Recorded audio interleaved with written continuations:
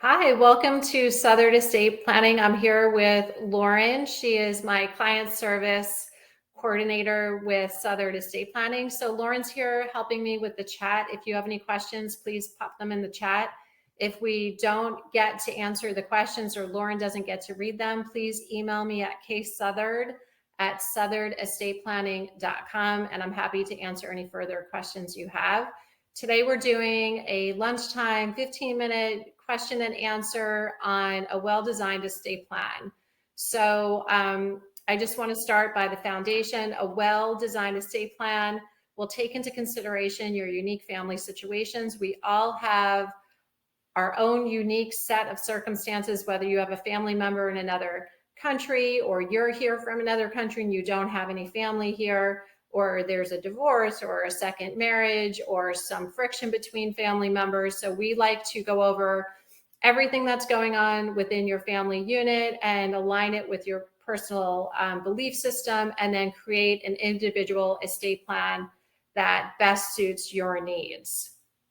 So I'd like to start with what is an estate plan and why do you need one? So more than 70% of Americans do not have an estate plan, and it is much needed. It creates a lot of turmoil for your family members or loved ones should you die or when you die, and if you have nothing in writing. And it involves the courts, which we could avoid. And it just to have something in writing in black and white is much better for those that you love. So what does it include? So a lot of people think an estate plan is only a last will and testament.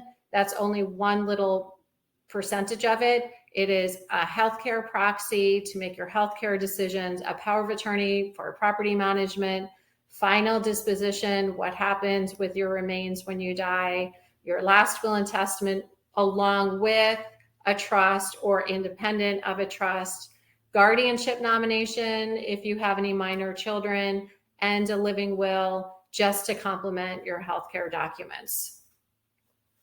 So Lauren, do we have any questions coming in to start off with?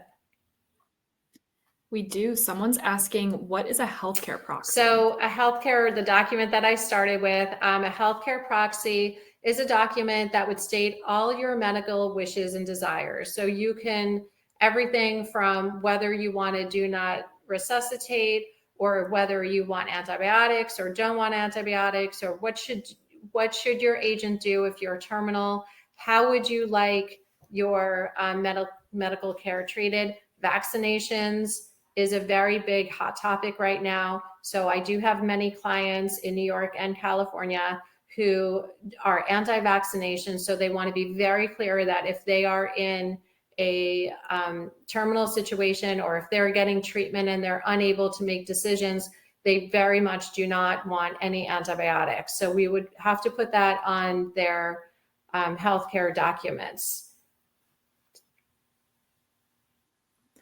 All right. Someone said, what is a power of attorney for property management? So a property attorney for property management is someone that you give the power to make decisions for you regarding your estate. So regarding bank accounts, checking accounts, 401ks, IRAs, real property. It could be a rental property. It could be the home that you live in, LLCs, any interest you might have in an LLC or an S Corp. So this is most needed for someone who's incapacitated and they're unable to take care of their own financial affairs.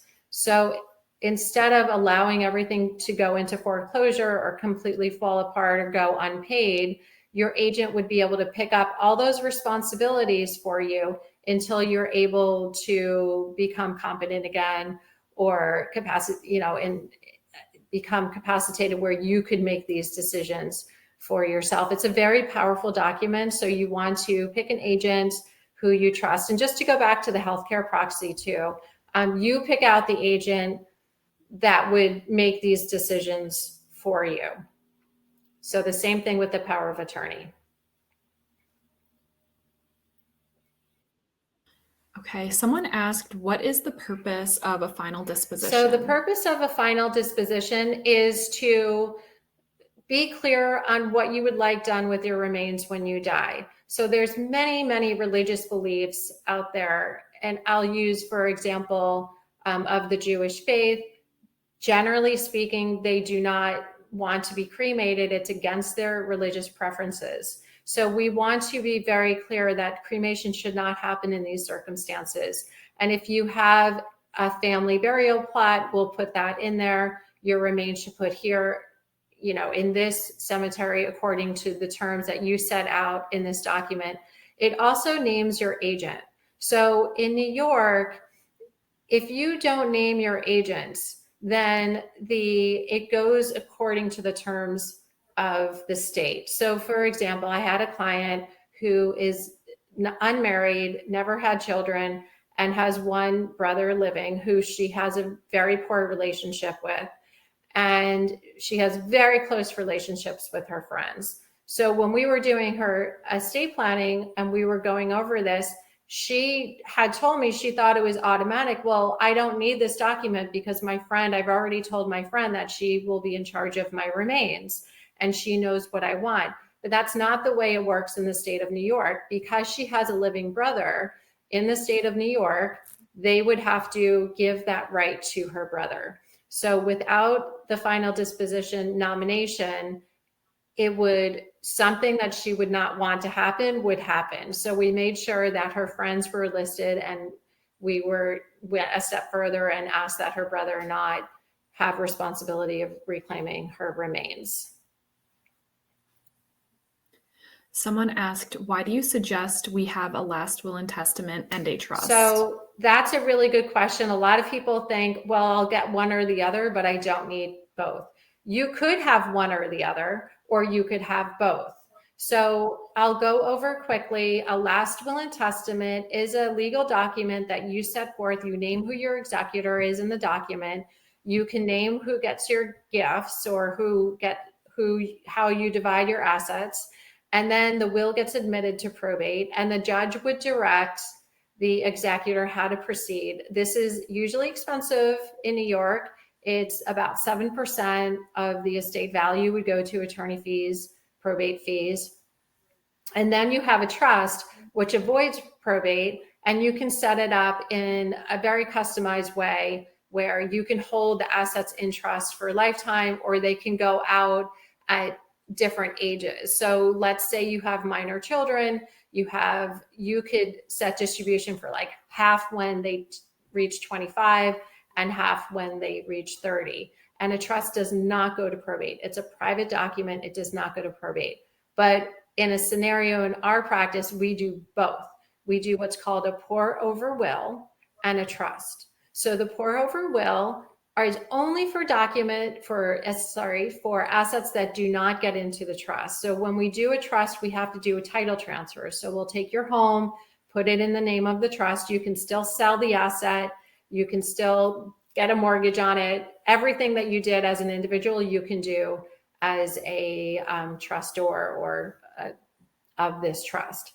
But if you over time don't take assets in the name of the trust, the pour over will would kind of pour the assets into the trust. So it's important to have both a will and a trust. And I see our time is going by fast because I get caught up talking about everything. But if you have a trust, you should have what's called a pour over will. Often people just want a last will and testament.